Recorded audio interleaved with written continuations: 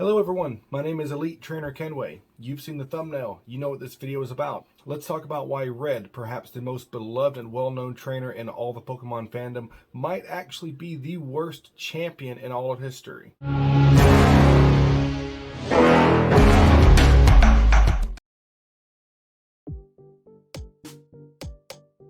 So, in the Kanto region, there are 4 gyms that are very hard to reach and or challenge. That would be Lieutenant Surge's gym, Erika's gym, Blaine's gym, and the Viridian City gym, where Giovanni is not even there half the time. So how does Red get to these 4 gyms? Well, he was given an HM for cut by the captain of the SS Anne, a ship he was only on because he was given an SS Anne ticket by Bill.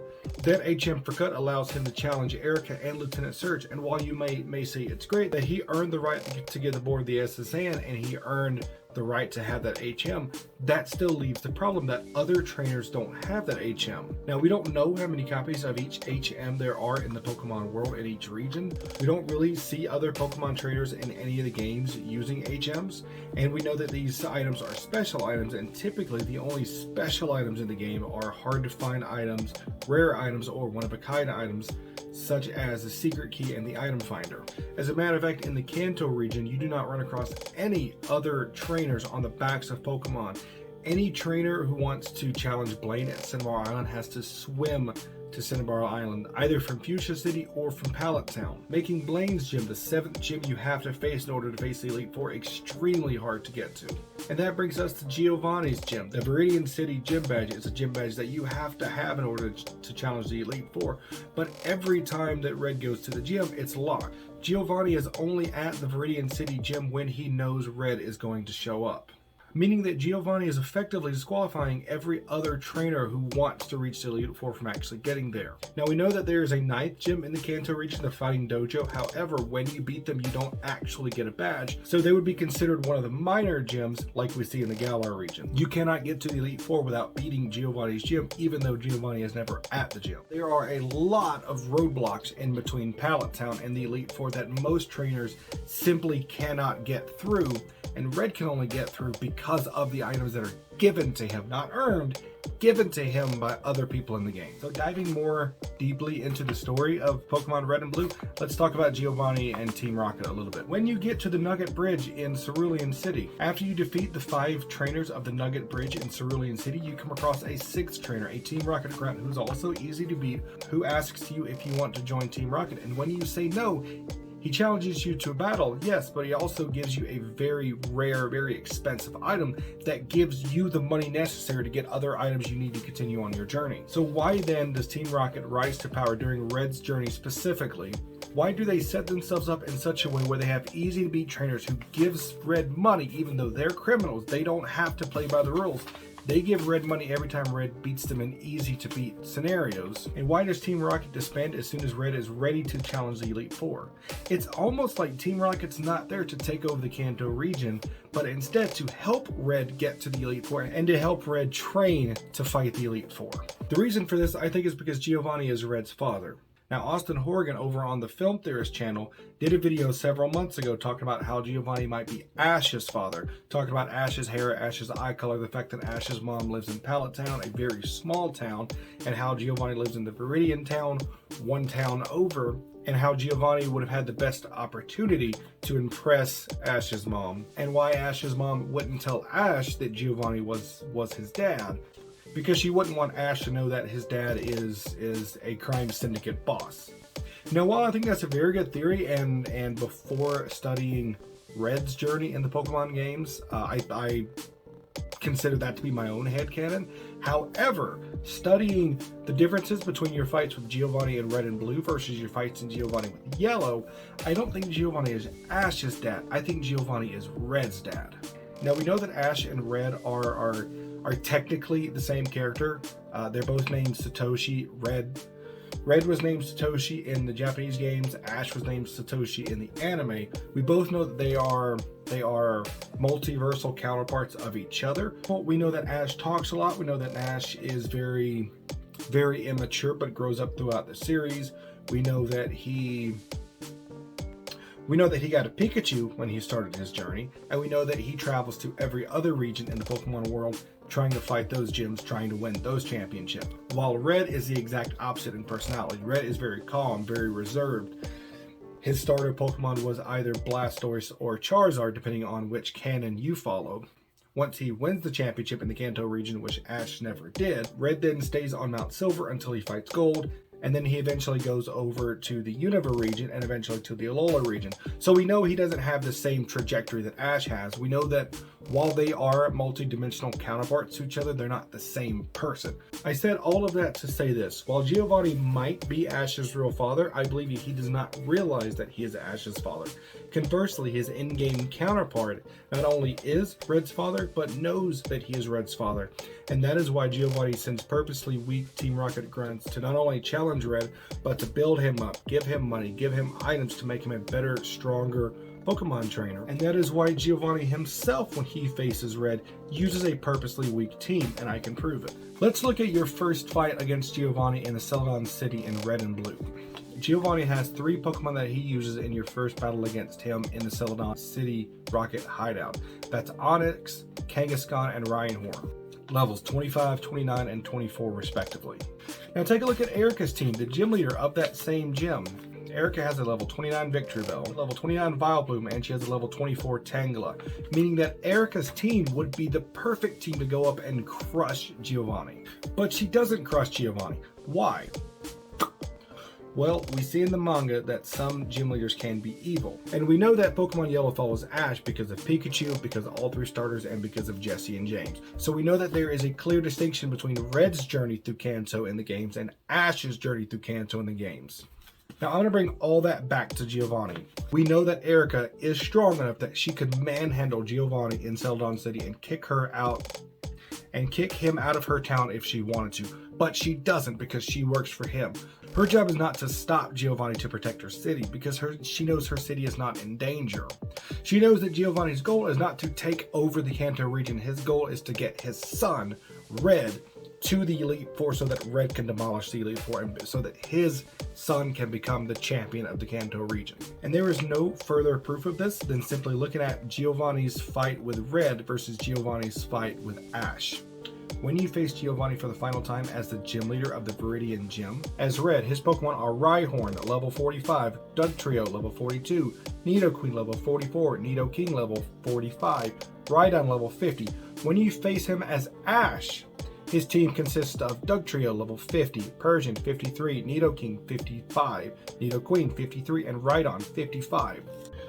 Meaning that Giovanni's highest level Pokemon that he throws out against Red is as strong or weaker than Giovanni's lowest level Pokemon that he throws against Ash. How could you not look at these two teams and tell me that Giovanni took it easy on Red? Not to mention, Red is given the only Master Ball in the entire Kanto region by the head of the Silph who, if Birdkeeper Toby is to be believed, is in cahoots with Team Rocket. So, to recap, Giovanni sends purposefully weak grunts, throws him at Red's feet in order to give Red the confidence and the strength and the money to carry on his journey to becoming Pokemon champion. Giovanni convinces 5 of the 7 gym leaders to take it easy on Red, to give Red easy wins so that Red can continue forward. Giovanni himself locks his own gym up so that no other trainers can challenge for the Elite Four besides Red and Blue. I think that maybe Giovanni let Blue challenge his gym to kind of make it not so obvious what he was doing, but I think the case can be made that Giovanni absolutely protected Red during his entire journey. And the fact that Giovanni disbands Team Rocket the minute that he gives Red his badge just kind of goes to prove that Team Rocket's entire goal was to get Red to the Elite Four. Everything that Giovanni does puts him directly in Red's path, where he gives him an easier fight to get him to the Elite Four. It's important to note that of the 4 Elite Four members that Red faces in his initial journey through the Kanto region, only one of them is a still active member of the Elite Four 3 years later in Gold and Silver. And that trainer is Lance, who has at this point become the champion because Red has stepped down. So it's not a huge stretch of the imagination to assume that Lorelei, Bruno, and Agatha all took a nosedive intentionally in their fight against Red in order to help Red become the champion. From the time Red got his Thunder Badge from Lieutenant Surge in Vermilion City, that his next actual real challenge did not come again until he faces Blue at the end of the Elite Four. And I think Red might just be either the worst or the luckiest champion of all time. People have speculated for years as to why the new champion of the Pokemon region would just leave and go up in the mountains to be alone. This makes sense. Red left everything behind to go to the mountains to deal with the fact that he knew he had not earned the right to be champion of the Kanto region. And to further drive home my point that Red is just not that good of a trainer, let's take a look at the Pokemon he uses in Unova and Alola. Look at the team that Red uses in Black 2 and White 2. He pretty much uses the exact same team he used back in Kanto. He doesn't change anything. He doesn't adapt to being in a new environment. He doesn't adapt to being in a new region with a new Pokemon. He just uses the same team that he used against the Elite Four. And if you look at the battle tree in Alola, it's even worse. Look at Blue's team in Alola and now look at Red's team in Alola. When you first fight Blue in the battle tree, he has a team that's different. He has a team that's ready for everything, and you beat him, and you fight him again when you get, I think, 25 wins in the battle tree, and then face him again, and look what happens. He has a different team. And then when you get 50 wins in the battle tree, Blue has a different team that he shuffles in and out